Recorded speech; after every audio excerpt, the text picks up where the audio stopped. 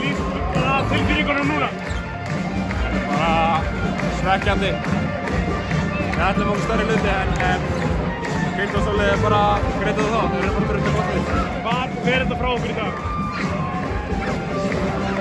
Örugglega bara í þriðja leikhlutana þegar þeir fara okkur raunana.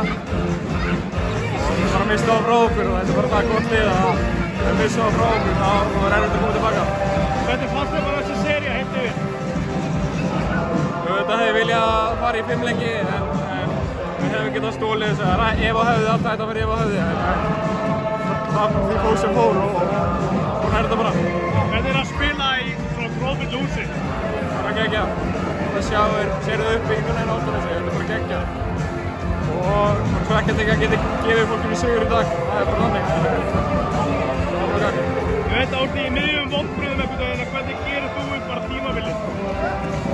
Þetta er náttúrulega frábær viðsnúngur, við vorum í fallsæti fyrir áramót, frábær viðsnúngur eftir áramót og eins og ég segi ef og hefði, ef við hefðum viðstast til að vinna seinasta leik og svona, svona er íþróttir, þetta er bara þannig.